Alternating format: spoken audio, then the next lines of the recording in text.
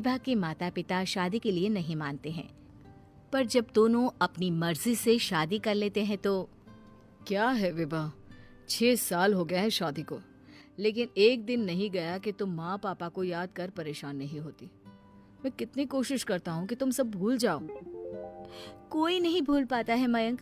माँ पापा को कोई कैसे भूल सकता है। तभी सास का फोन आता है। माँ लो, विभा से बात कर लो, आज उसे अपनी माँ की बहुत याद आ रही है। बेटा विभा, मैं आ जाऊं? हम दोनों चलेंगे तेरे माँ पापा के पास। बोलो। ना माँ जी, वो आप लोगों को कुछ बोलेंगे तो मुझे और भी बुरा लगेगा। आखिर आप भी मेरी माँ ही तो हैं। अरे सुन लेंगे ना यार, कोई बात नहीं, बोलेंगे ही ना। चलो माँ, मैं फोन रख रहा हूँ। वो क्या है ना, आज विभा को लेकर डॉक्टर के पास जाना है। बहुत दिनों से इसके सर पर लगातार दर्द हो रहा है। अरे हाँ हाँ, ले जा बेटा, सर दर्द को हल्के में नहीं लेना चाहिए। वैसे भी ना बहू सोचती बहुत है। मयंक माँ का फोन रख देता है और दोनों कार से अस्पताल जाते हैं। लेकिन जैसे ही वो लोग अस्पताल जाते हैं, विभा को स्ट्रेचर में नर्स उसकी माँ को लेकर जा रही दिखती है।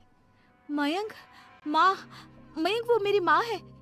इतने सालों बाद दिखी भी तो इस हाल में मैं उनके पास जा रही हूँ। अरे रुको, कहीं वो लोग तुम्हें देखकर और परेशान ना हो जाए, या फिर तुम्हें कुछ बोल ना दे विभा, तुम फिर परेशान हो जाओगी। मयंक कैसी बात कर रहे हो, वो माँ है मेरी।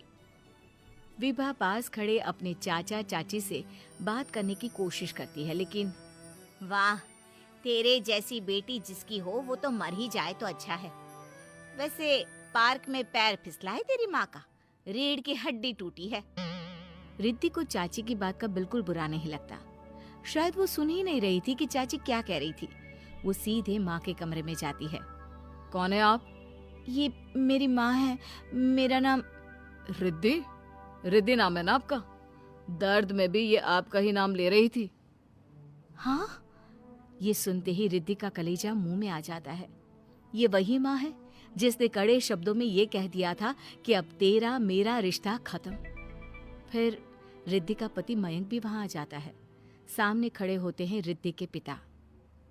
पापा, क्या हुआ माँ को? वो पार्क में गिर पड़ी, रीढ़ की हड्डी में चोट आई है। रिद्धि पिता की तरफ देखती है, लेकिन पिता मुंह फेर लेते हैं। पता है मयंक, माँ दर्द में मेरा नाम ले रही थी।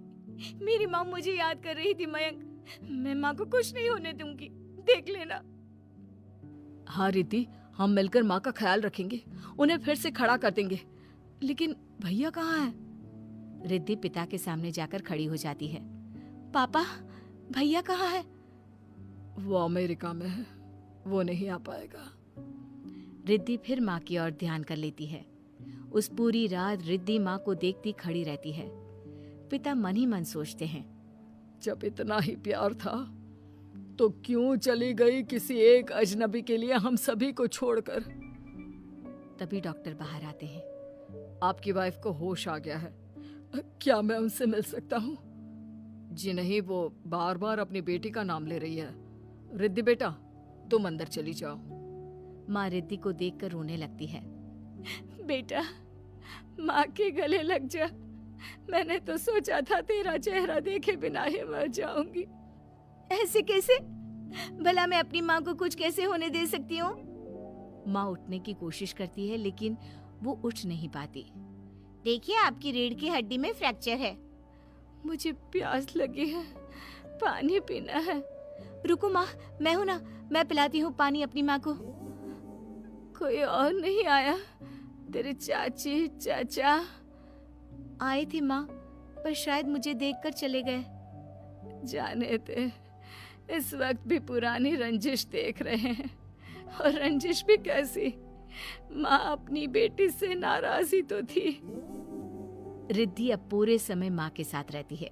उनके हर काम को करने में उनका सहारा बनती है। फिर एक रोज, आज आपको चलने की कोशिश करनी थी, लेकिन हमारे फिजियो के डॉक्टर नहीं आए जो आपको पकड़ कर चलाते, तो फिर आज। डॉक्टर साहब, मैं हूं ना, मैं माँ को चलने में मदद करूंगी। रिद्धि माँ को चलाती फिराती, उनके खाने पीने का ख्याल